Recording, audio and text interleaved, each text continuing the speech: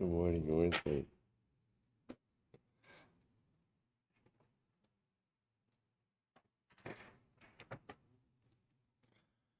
All right, we'll say good morning, a good tavach, a good chodesh, a great zechus baruch Hashem. First of all, a very special thank you to Maishi Abramson and to Jeremy Lassen, who really they had to deal. It was a handful dealing with me while I was away. All the different changes and all the different trial and error. But I think Baruch Hashem, thanks to them, we actually came up with a system that works. Baruch Hashem. It's really, I personally appreciate everything that they did, all the Mesiras Nefesh, to allow me to give Shi'im while I was away. But it's a great schos, Baruch Hashem, to be back in person with all of you. Baruch Hashem, a fantastic start to our week, a fantastic start to our month. Begin by thanking all of our sponsors. To thank our annual Talmud Torah sponsor. Our Talmud Torah sponsor for Taf Shin Pei Hey, the Tilson Mishpach of Eretz Yisrael, for dedicating all the Shuman Droshos this year as a zechus for Besaros Tavos for Am Yisrael. Our Talmud Torah sponsor for the month of Av, last day of Av, Stephen, Wendy Drazen, in honor of their parents, Israel Drazen, Dina Drazen, Eileen Rosenzweig, in the memory of Stanley Rosenzweig, Zichron Lebracha. We dedicate our learning in this chus, Emir Hashem, of all of our precious hostages, Mechadish Baruch, Emir Hashem, bring them home, B'Shalom and B'Karav, and on the merit of our holy soldiers, Mechadish Baruch, allow them to be successful, B'chol Maaseh Yedeim, and in the chus of a beautiful new month for Klal Yisrael, filled with shalom, filled with bracha, filled with hatzlacha, filled with ksira v'chasima tova for all of Klal Yisrael. Both say today's daf is Samech Zayin 67, and we are picking up on Samech Zayin. The reason we're picking up on the right daf today is because I did not give daf yesterday. So Baruch Hashem, my son Mordechai did a good job keeping up with the rest of Klal Yisrael. So we are beginning right on target at the 2 dots, Zeha Klal. So both say I just want to point out, so we are picking up 2 dots, 2, 4, 5 lines down from the top. There's a lot of great halacha l'maisa that we have from these sugyas. I was actually thinking, I think we finish Avoda Zara next week. Is that possible? Or in 2 weeks? Must be, okay, about 10 days. About 10 days, yeah. So the truth is, it could be, I think, maybe on Labor Day, in Meretz Hashem, we'll spend a little bit of time, maybe with an extra shir, just on some of these halachas, because there's a lot of great halacha, like Yaradea halacha, that comes out of these sugyas, but okay, stay tuned. Says the Gemara, Zaklal, Kol Shebana Asa Beno Sein Tam. So remember again, the Mishnah ended off with a principle. And the principle is as follows. Whenever something prohibited gets mixed in with something permitted, how do you know if the permitted item is prohibited? Right? How do you know if the mutter item becomes aser? So essentially what the Mishnah was saying was, if the prohibited item is no sein tam literally means infuses taste. So remember again, for example, what was the example of the Mishnah? The example was on yesterday's daf. Yayin nesech pours on top of grapes, right? So again, does the yayin nesech infuse tam? Does it infuse flavor into the grapes? Or for example, as we're going to see, the example the Mishnah gave was vinegar falls on top of grisen. Grisen are split lentils. So if it infuses taste, then ultimately, again, it is going to be aser. If there's no infusion of taste, then it's going to be mutter. Okay, now again, the actual laws of kashrus are obviously a bit more involved and a bit more complicated than just that simple statement, but that's the principle we're going to go with for now. So just to read to you the end of the Mishnah, so the Mishnah says, Ze'aklal, kol sheben asa beno sein tam aser, kol she'ein bahana asa beno sein tam mutter. Whenever the prohibited item infuses taste, the mixture is prohibited. Whenever the prohibited item does not infuse taste, then ultimately, again, the mixture is permitted. The Gemara says, Kigon, chometz shenafa al gabe grisin. See, interestingly enough, the Mishnah says, what's an example of a prohibited item that does not infuse taste? Vinegar that falls on grisin. Right, which again, as we spoke about before, like these split lentils. So if prohibited vinegar falls onto lentils, the mixture is permitted. Why? Because the vinegar does not infuse taste. Okay, so the Gemara qualifies this. I'm Rabbi Shmuel. So Rabbi Yehuda saying in Shmuel, this is the halacha. Now, what does it mean? This is the halacha. What we call also, just remember this phrase: Kol shebenosein tam aser. Anytime in a mixture a prohibited item infuses taste, the resulting mixture is aser.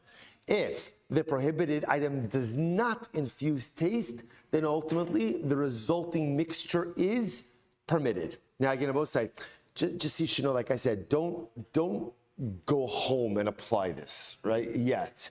Because the actual laws of kashrus themselves could be a bit more involved and a bit more complicated. But as a principle, we are accepting this principle. So we'll say, so now, let's talk about the specific example that the Mishnah gave. So we'll say, by the way, just to give you an idea of this, for example, you're cooking chicken soup. You're cooking chicken soup on Erev Shabbos. And what happens, right? Some milk falls in. Some milk falls in. What's the status of the chicken soup? What's the status? So first of all, if that's happening in your kitchen, please call me, right? Because that should not be added, right? Right? But lamaisa. So remember, technically speaking, using the principle of the Mishnah, it's very simple. Is there enough milk that would have infused taste into the chicken soup? If the answer is yes, then ultimately, again, the resulting mixture in the chicken soup is also. If ultimately, again, the answer is no, like let's say you have a pot of chicken soup and a spoonful of milk fell in, it's clear that it's not infusing taste, so therefore it's going to be mutter. Now again, the reason I said our contemporary halachas of kashrus are a bit more involved because we have kinds of bittul b'shishim, right? Sometimes if it's 60 times more. Again, solids versus liquids. Going back to yesterday's daf, min b'mino, min b'she'eno mino, like items, dissimilar items. So like I said, but principle-wise, this is the way it works. The Gemara says, Avam Rabbi Shmuel, Lo Shon Ella. Now the Gemara is going to get into the specific case. What was the specific case the Gemara gave? If vinegar falls into grisen, split lentils. So Rabbi Shmuel, Lo Shon Ella, Shnafal L'Soch grisen roschen. Aval nafal l'soch grisen sonenin. So again, says the Gemara, when do we say that vinegar does not have a positive impact ultimately again on grisen? That's only if it fell into hot grisen. Rashi says over here, Halchi Hilchasa. First of all, second line down from the top. Halchi Hilchasa, denosin tam of gamoter, chometz pogim grisen roschen. This is an interesting halacha. So apparently vinegar has a detrimental effect on heated up split lentils, but has a positive effect, on cool lentils, on cold lentils. So therefore, Rabbi Huda's name is Shmuel, but the Mishnah gives the example that vinegar on split lentils is no sin tam lifkam, is a detrimental taste infusion. That's when the lentils are heated up. But if the lentils ultimately, again, are cool, then the vinegar actually is beneficial. And therefore, the resulting mixture will be aser. So there's aval, listen to this. Nafal the soch grisen sonenin. But let's say, again, the vinegar, now again, I will say, when we're talking about vinegar, this is prohibited vinegar, right? Yayin nesach vinegar. But let's say the vinegar falls into cold lentils, v'her sichon, and then you subsequently heat up the mixture, then naaseh k'mishe shbiach u'lebasof pagam va'aser. So we'll say this is interesting. What happens if the vinegar falls into cool lentils, right, cold lentils, and then you heat up the mixture? What's interesting about this case? When the vinegar falls into the lentils, what's the status? Aser. Why? No same tam, what we call no same tam l'shvach. It's a taste. It's a beneficial taste. Two phrases you should remember. No same tam l'shvach means beneficial taste infusion. No same tam lefkam, detrimental taste infusion. So interestingly enough, when the vinegar falls into the lentils, so let's say it falls into the lentils when it's cold. So ultimately, again, that's no same tam l'shvach. That's beneficial. Now you heat up the mixture. So now, when I have my lentils, the result ultimately is what? The vinegar is detrimental. But the vinegar is only detrimental because of a subsequent act which was visited upon the mixture.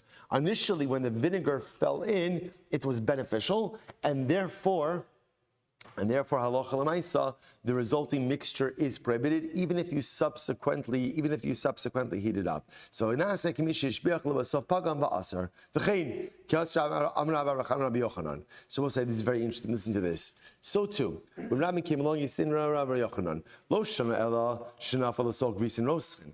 When do we say that it's no sin tam lifkam? When do we say that the addition of vinegar to split lentils is ultimately, again, a detrimental taste infusion? When is that? Only when it fell into hot lentils. Aval, nafal l'soch grisen or it's like split grain. Grisen doesn't have to be split lentils. It's like a split grain also. Aval nafal l'sol grisen sonin. But if it fell into this cold grisen, v'her sichon, and you subsequently heated it up, nasek mishish biach ulvasov pagam. That is the equivalent, ultimately, again, of a mixture that first was beneficial and then only subsequently became detrimental. Now we'll say, what the Gemara is highlighting over here is as follows, and this is going to be very important. When halacha looks at the status of a mixture, when do we judge, right? When do we establish the halachic status of a mixture, so to speak? At the moment the mixture is created. That's when halacha decides, is that lipgam or l'shvach, beneficial, detrimental. So therefore, here's a perfect case of this. The vinegar falls into cold grisen, right? And then you heat up the mixture. So what's interesting about this, at the time the vinegar fell in, it's l'shvach. It's good because everyone knows there's nothing better than vinegar and cold grisen. I mean, it's delicious, right? Right, lamaisa. So that's good. So but now you heat it up. Everyone agrees that's detrimental. So when does halacha judge the mixture? At the moment the mixture was created, or when the mixture is finished? And the answer is at the time the mixture was created. Good. So the Gemara says, "V'chein kias Rav Dimi." So let's listen to this. Very interesting. V'chein kias Rav Dimi. Rav Dimi came along. He said, "V'kach hayu osam ba'arvei Shabbosos b'tzipori v'koren osam shchalayim." So apparently, if you ever went to Tzipori on Erev Shabbos and you went for To'amel, what did they serve for To'amel in Tzipori? So there was no charcuterie, right? There was no fish boards, there was no cholent. What did they have? They had grisen and vinegar. Grisen and vinegar, that was it. I don't know, maybe we'll try it. Don't knock it till you try it, right? I'm sorry? There are no sponsors, right? That's what happens when there's no sponsors for To'amel, right? So that was the last week that happened in Tzipori. So they had this mixture of grisen and vinegar, and interestingly enough, they called it shchalayim. Now shchalayim, I will say, is literally cress. So I guess the taste of grisen with vinegar and shchalayim and cress is the same thing, so they used to call the dish cress. Okay, why is the Gemara bringing down this story? I'm just bringing that story to show you, by the way, that this was actually considered to be like a good food item. Like people would serve this. They would serve this. So from here you see that clearly the mixture of vinegar and grisen ultimately, again, is beneficial. They would eat it. Okay, good. So a very important principle that comes out of here. So first of all, a culinary piece of information, which apparently, again, vinegar and cold grisen good, vinegar and hot grisen bad. Okay, so you could pocket that, use that when you need it. Right, next is a halachic concept, which is the status of any mixture is judged at the time that the mixture is created, and not based on any subsequent things that happen to the mixture. So for example, if the vinegar falls into the cold grisen and then the mixture is subsequently heated up, we look at the status of the mixture when it was created and not after it was heated up. Okay, now based on that, the Gemara is going to introduce something new. Listen to this. Amrei Shlagish. No same time of Gam Shamru. So we'll say, so now we have a principle. The principle is, anytime you have a mixture and the taste infusion is detrimental, then what? The mixture is permitted, right? So let's just give the example over here. You take yayin nesech vinegar and you mix it with hot grisen. Hot grisen. Everyone agrees. What's the status of the mixture? What's the status? Mutter. Why? Why? Detrimental taste infusion. Because the prohibited vinegar didn't do anything. Now watch this. Amrei Shlakish.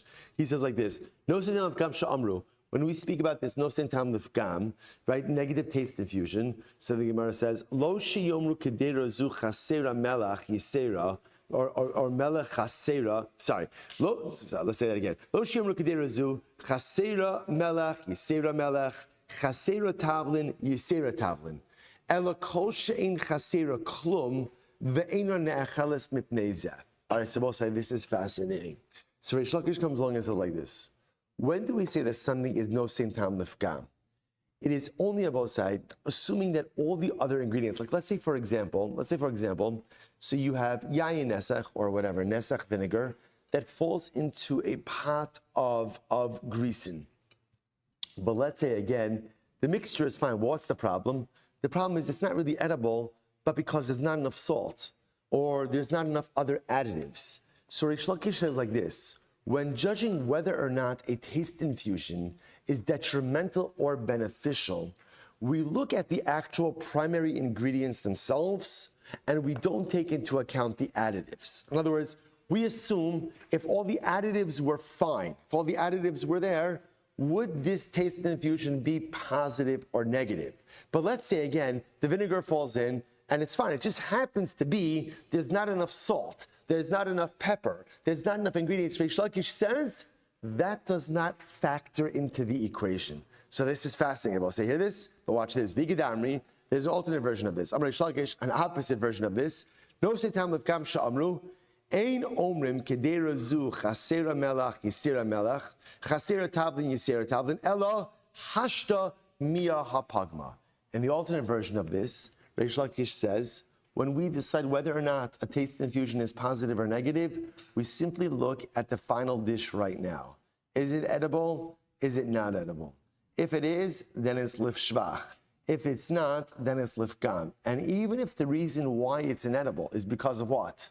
The lack of additives, ultimately, again, that is still the determinant of the status of the cooked dish. Meaning, I'll say what? Well, this is absolutely fascinating. When you have a mixture, right? So let's just keep with this example over here, right? Of the chometz into cold greasing, right? Chometz, which everyone agrees, just in a vacuum, ultimately, again, is no same tam l'shvach, is beneficial. So let's say the chometz falls in, but now the dish doesn't have enough salt. So it's not really considered to be an edible dish because it doesn't have salt, it doesn't have pepper, it does whatever else you put into greasing with vinegar. So now, when we look at this, I wouldn't eat this. People wouldn't eat greasing like this. So do we say that that's no same tam l'fgam? Because at the end of the day, now the mixture is not edible, but it's not inedible because of the chometz or because of the greasing, right? It's inedible why? It's inedible why? Because of the additives, because of the seasoning. So is that called, so now I wouldn't eat this. I wouldn't eat this because it doesn't have the salt, the pepper, the seasoning. So do we say that that's no same tam l'fgam or not? So fascinatingly enough, two opposite versions of Reish Lakish. In the first version of Reish Lakish, no, that's not called no setam l'fgam. No setam l'fgam means we assume if all the seasoning was perfect, would this be a beneficial, would this be a beneficial flavor infusion, right? Assuming all the other seasoning was good. So the answer to that, let's say in a case of vinegar that falls into cold greasing, would be yes. Okay, the fact that there's not enough additives in this dish, that doesn't make it no setam l'fgam. And the second version of Reish Lakish is, no, we literally look at this dish as is. So the vinegar fell into the cold greasing. But right now, there's no salt, there's no pepper, there's no seasoning, there's no additives. I would not touch that. So therefore, Reish Lakish says, that's called no same tam l'fgam. Isn't that fascinating? So essentially what it is, do you look at the actual mixture as it is? And based on what it is right now, is that l'shvach? By the way, Larry, I think this could be something new on the Serengeti menu. No, a little greasing and vinegar. I don't know, right? So first of all, it's Baltimore. Anything new you introduce is going to be like, right? So it's a fascinating shayla. So do we look ultimately again at the dish as is, and therefore again, if it doesn't have the proper seasoning, it's going to be no same tam l'fgam. Or no, we look at the mixture as it is without the seasoning and additives and just say to the primary ingredients, in this case, the greasing and the chometz, good mixture, bad mixture, and that determines ultimately the status. Really fascinating. I'm Rabbi Avo, I'm Rabbi Yochanan. So we'll say, so now, obviously, I have two opposite versions of Reish Lakish. So which one ultimately, again, are we going to accept? So let's go. Says the Gemara, I'm Rabbi Avo, I'm Rabbi Yochanan, Kol shetama o mamasha aser, lo kin alov, v'zeu k'day sp'tei achilas pras. Shabbos say this happens to be another halacha, a lot of fasting halachas of this. Rabbi Yochanan, anytime also that you have a mixture, and the prohibited item that's mixed in is tamo umamasho. It has both, it infuses flavor, and also the isra, the actual prohibition itself, is extant. Right? The prohibited item is still in existence. Zeu kezayis b'chtei achilas pras. So Rabbi say, interestingly enough, this is a fascinating halacha of what we call kizayis b'tei achilas pras. In other words, this is actually a separate halacha. If you have a mixture of two items, prohibited item and permitted item, and the mixture is such that when you consume it, you would end up consuming a kizayis of the prohibited item in the time that it takes to eat kedei achilas pras. Now, we'll say achilas pras literally means what? A half a loaf. A half a loaf. So if you would eat, if when you're eating the mixture, in the amount of time that it would take you to eat a half a loaf, if you would end up consuming a kizayis of prohibited matter, then ultimately, again, that is asur. Now, there's a lot involved in this halacha. Take a quick look at Rashi. We're not going to look at all this Rashi, but it's the last Rashi on the daf. Kol shetama u'mamasha lokin alav b'kizayis b'tei achilas pras. Ve'al kagon zeh ne'emar shir kizayis b'tei achilas pras. Halacha l'Moshe Misinai. So it says halacha l'Moshe Misinai. So in just a moment, shem yesh b'kishir pras shel tavshil. That when you consume the amount of a half a loaf of a particular cooked item, kizayis min ha'isr. A kizayis of isr. So let me give you an example of this. Let's say, for example, you have, just to give an example of this, you have, I don't know, a good example of this. Is Rashi going to zoom on this? No. So let's say you have shuman, you have fat, prohibited fat, right? Or chalev, I guess you call it, right? That gets mixed in with porridge. I know the ingredients do not sound appetizing at all, right? But lamaisa, but you're hungry, right? And you're a bacher, right? So what happens? So you have the prohibited item, the chalev, that gets mixed in with porridge. So now the chalev itself, the fat itself, is actually extant. It's in existence, and it's mixed in with the porridge. If over the course of eating the volume of a half a loaf of the porridge, you would end up consuming a kizayis of chalev. So that is a halacha l'Moshe Misinai, that ultimately, again, you would get malchus for that. You get malchus for that. Rashi says, Lokin alav afapi she'ein kizayis shal iser ne'achal b'basachas. Even though, of course, the chiddush over here is that you're not consuming a kizayis of a prohibited item at once. Kevan dona shaba achilaso mishehischila ochla atche gamro eliki de achilas pras mitztarefes achilaso veloke. So we'll say the chiddush over here is as follows. In general, we assume that in order to be chayiv for prohibited consumption, you have to eat a kizayis of prohibited item. The chiddush over here is, if you eat a kizayis, even if the kizayis spans over amount of time, as long as it is not longer than what we call kedei achilas pras. So if you eat a kizayis of prohibited item over a span of kedei achilas pras, the time that it takes to eat a half a loaf, ultimately that act of prohibited eating condenses, consolidates, forms a shear of isser, and you are prohibited. I'm both saying, now by the way, this is not just if it's mixed in. I'll give you an example of this. Let's say a person has a kizayis of chazer, right? So normally, again, you'd say, when are you chayiv eating kizayis of chazer? You put a kizayis of chazer in your mouth, you're chayiv.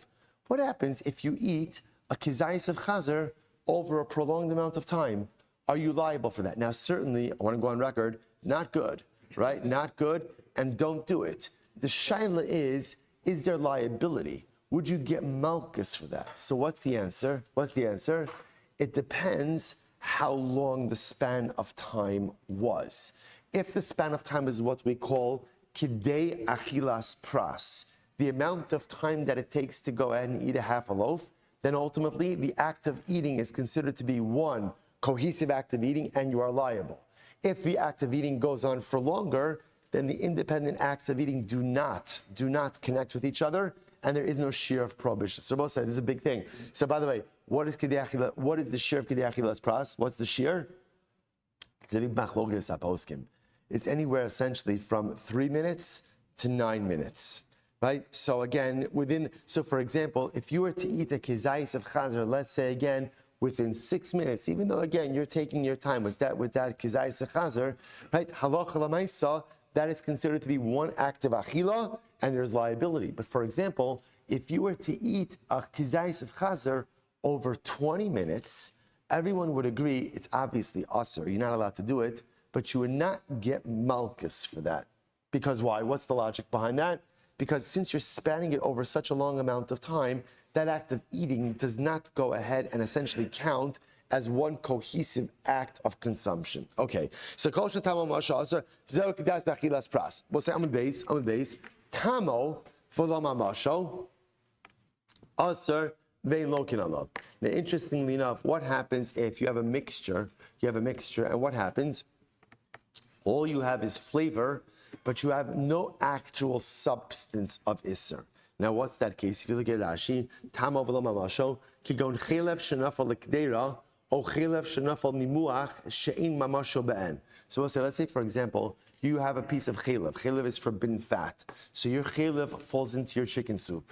So what's going to happen when chelev falls into kosher chicken? So what's going to happen?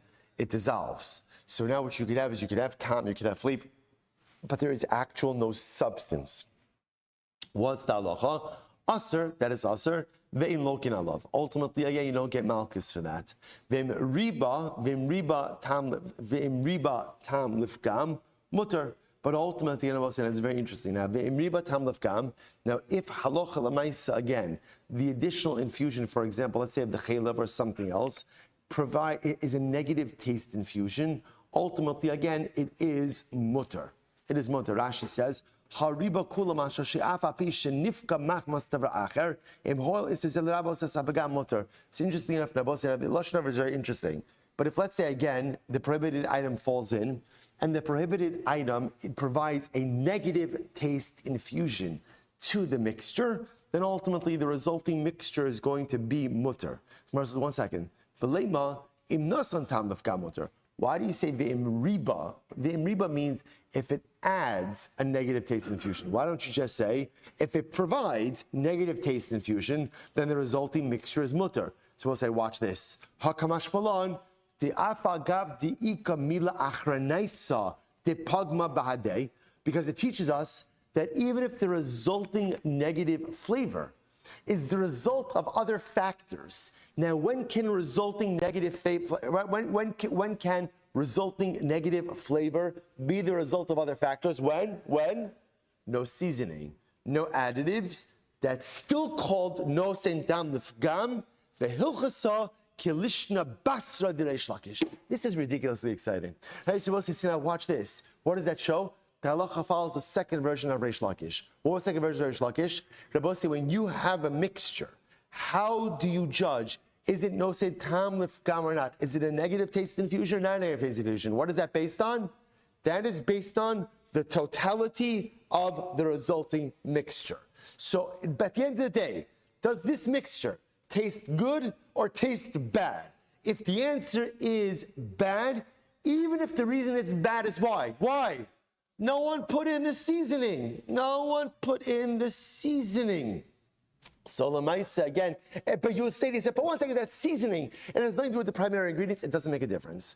We judge the mixture based on what it is right in front of us now. And if at the end of the day the resulting mixture is not objectively good, then ultimately again it's mutter. Even if the reason it's not good is because you don't have the seasoning in it, that is still called no saint tam lifgam, like the second version of Reish Lakish. And I will say, by the way, and that it's a fascinating yisod, because essentially, which also makes a lot of sense. What the halacha is essentially saying is, when you look at the mixture, how do we judge it? What's in front of you right now? We can't start with cheshbonas, well, if it did have enough salt, it would be good. If it had a little less pepper, it would be good. No. Right now, here's the mixture. It's right in front of us. Look at what it is, and ultimately, again, judge it based on what it is now. And there's a tremendous Musar Haskell in this.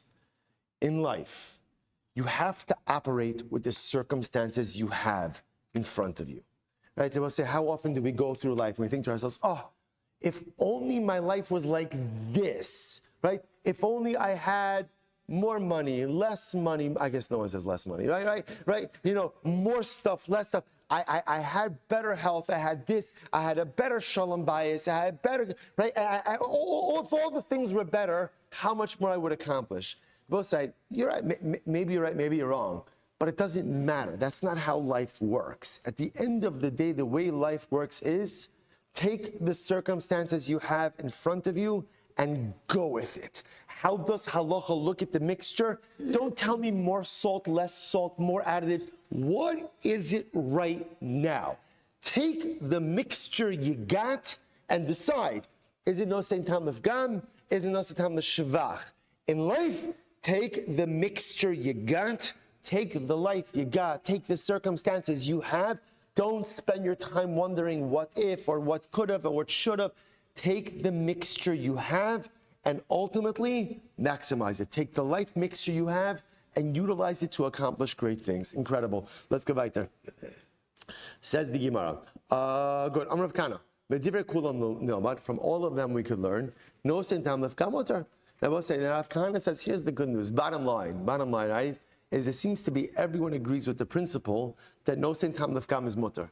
Right? That whenever you have a prohibited item that gets mixed in with a permitted item, the resulting mixture ultimately again is going to, and again, the taste infusion is detrimental. The detrimental taste infusion, everyone agrees that the resulting mixture is mutter. So Bishlam Mikul L'chaye. So interestingly enough, Abaye says you're right. You're right. From all the positions we've seen right now, just interestingly enough, Ela de Reish Lakish Amru Ka'amar. We'll say, if you notice, by the way, when Reish Lakish quotes this, Reish Lakish says Amru. They said, which means, interestingly enough, Belay lo sirale. Reish Lakish is not espousing his own opinion, rather Reish Lakish is quoting the opinion of others. Now that's interesting. Why is that interesting? Mechlal di'ika leman darmer nosin tam lefgam aser. Excuse me. Mechlal di'ika leman darmer nosin lefgam iser. To which the Gemara says, so what makes it sound like is that maybe there is an opinion that holds that no Saint Tam Lifgam is aser. Right? Up until now, we've been operating with the principle that everyone agrees no Saint Tam Lifgam is mutter. That's whenever ultimately, again, the taste infusion has a negative effect, the resulting mixture is going to be mutter. The fact that Reish Lakish espouses this as the opinion of others leaves room to say it's not his opinion. Well, if it's not his opinion, that means, is there an opinion that holds no sin tam lifgam is aser? That when you have a mixture, and the resulting taste infusion is detrimental, that the mixture is still going to be aser? To which the Gemara says, yeah. Amazingly enough, there is an opinion like that. There's an opinion. Watch this. It's fascinating. Aser. Divrei Rabbi Meir. Wow. Somewhere quotes a brisa. Rabbi Meir says, when you have a mixture of a prohibited item and a permitted item, whether the prohibited item is a positive taste infusion or a negative taste infusion, the resulting mixture is aser. Wow. Wow, that's Rabbi Meir. Rabbi Shimon says no. L'shvach aser u'lifgam mutter. Rabbi Shimon says, if it's beneficial, it's aser. But if the resulting taste infusion is detrimental, then ultimately, again, it is going to be mutter. Okay, so let's analyze this. So say, what's the pshat? Where does Rabbi Meir get this from? My time to Rabbi Meir. So first of all, this is mind-blowing, right? Because this totally just, I don't know, I feel like my life has just been turned upside down, right? Because my whole life, meaning for the last 40 minutes, right? My whole life, last 40 minutes, I always assume that everyone agrees no sein tam lifgam is mutter, that if it is a negative taste infusion, I'm going to stop translating because you understand what it means. If it's a negative taste infusion, no sein tam lifgam, that it's always going to be mutter. Now suddenly again, I found Rabbi Meir. Rabbi Meir holds no sein tam lifgam, ultimately again is going to be aser. Right? So according to Rabbi Meir, really anytime you have a mixture of something prohibited into something permitted, the resulting mixture is going to be aser. It's going to be aser. Whether it's positive taste, negative taste, it's going to be aser. It's not the Gemara says, Rabbi Meir, where do you get that from? Rabbi Meir. This is very interesting. Gamar migi'ule ovdei kochavim. So we'll say this is very interesting. That remember, all of the laws of kashrus, or essentially like the laws of like taste infusions, are learned out from the episode with Midyan. Right? Because remember again, Klal Yisrael goes to war with Midyan, right? And what happens? They take all of the possessions of Midyan, including like the pots. So that's where the Torah gives us the laws of Hechsher Kelim. That when the Jews got the pots of Midyan, they had to kasher the pots. Now, why do you have to kasher the pot? Why is that necessary? And the answer is why? Because there's taste infusion. right? Because again, there's blios, there's absorptions. So ultimately, again, so all of the laws of kashrus, as we know it, not all of those, many of the, I should say, all the laws of kashering, right, are learned out ultimately again from Midyan. So this is very interesting. So Meir says like this: Gi'ule odeh kochavim lav nosein tam lefgamhu va'asrachmana hachanami loshna. So it's very interesting. Now, when the Jews got the pots from Midyan, they had absorptions. What was the status of those absorptions? What was the status of those absorptions?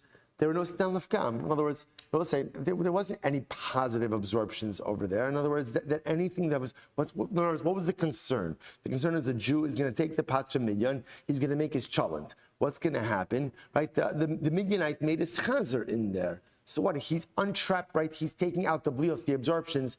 There's nothing in there that's going to be that's going to be beneficial to the food. It's going to be detrimental. Yet you see that the Torah still went ahead and prohibited it. From here you see that even no saint tam lifgam is going to be aser. Hachanami loshna v'idach. So that's Rabbi Meir. What did Rabbi Shimon say about this? V'idach kidrafun re'davchia. Drafun re'davchia lo asu Torah ella kedera bas yoma delo lifgamhu. So I'll say, interestingly enough, no, you're right. The Gemara says, so Rabbi Shimon will say to this, when Moshe Rabbeinu commanded the Jews to go ahead and kasher the pots from the Midianites, what were they concerned about? Pots which were used within the last 24 hours. So Rabbi say, the halacha is like this. The general assumption is when you use a pot and you cook in it, there are absorptions in the pot. Those absorptions only remain active or I should say only remain active and beneficial for 24 hours. After 24 hours, the assumption is the absorptions are there, but they're dormant and detrimental. So therefore, interestingly enough, Rabbi Shimon would say, no, Moshe Rabbeinu was concerned that, again, there were pots that were used by the Midianites in the last 24 hours, and therefore, again, there were active absorptions. So therefore, it would have been what? It would have been no sein tam l'shvach. Would have been beneficial. The Gemara says, v'idach, the Meir would respond to that, good. So ultimately, again, so Reb Meir would respond to that. He said again, even in a kedera bas yoma, right? Even in a pot that was used in the last 24 hours, by definition, the absorptions are never fully beneficial. By definition, absorptions in general, the way they operate, ultimately, again, is that they are always detrimental in some way. And I will say, by the way, I just want to point out this idea. There's a lot to unpack here. This idea about a pot having absorptions, right? But the absorptions only being really active for 24 hours is incredibly important. I'll give you a good example of this, right? If let's say you have a fleshik pot, and you cooked pasta in that pot, and now you want to go ahead and put cheese on that pasta. Again, you made regular pasta in a fleshik pot. No fleshiks in the pot. Can you put cheese on that pasta? What's the halacha? Right? So ideally you shouldn't. Right? In other words, if you want to make pasta, either make pasta in your milchik pot or in a paref pot. But let's say you made a mistake, or better yet, you put the cheese on the pasta. Right? You did it already. Right? So are you allowed to eat? Right? Are you allowed to eat the pasta with the cheese? So what's the answer? So again, it depends. Was the pot used within the last 24 hours for fleshiks or not? If it was used in the last 24 hours, you shouldn't eat it. There are opinions, really shouldn't eat it. But if for argument's sake, the pot was not used in the last 24 hours, that means although there were fleshik blias, there were meat absorptions, after 24 hours, they're dormant. Because they're dormant, therefore, halacha l'maisa, technically speaking, it doesn't have an impact on the pasta. So again, I just want to point out that these halachas are really relevant. Again, one should avoid that situation altogether, but if you did it, ex post facto, it would be mutter. So Rabbi say, interesting, so fine. So that's our machlokes over here. Rabbi Shimon, my tama. So Rabbi say, it turns out over here, and this is really life altering. It turns out over here that halacha l'maisa machlokes Rabbi Meir and Rabbi Shimon. Rabbi Meir says that ultimately, again, no saint tam lefgam is going to be aser. No saint tam lefgam is going to be aser. Where does he get that no saint tam lefgam is aser? Where does he get that from?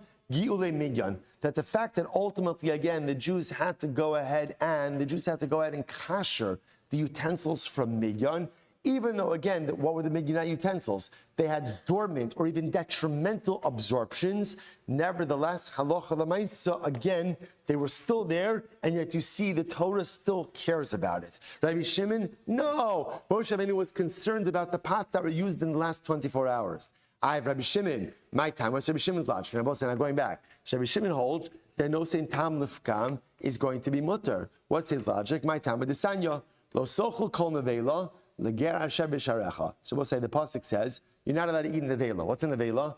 Nevela is any animal which dies without shechita. So what do you do with a nevela, Bosa? What do you do with it? Give it to your Gentile neighbor. In other words, remember, you can't eat a nevela, but what can you do? You can get hana from it. That's not a problem. You can get benefit from it. That's no problem. So give it to your Gentile neighbor. So the Gemara says, listen to this. This is fascinating. Kol haru'uya leger kruya nevela.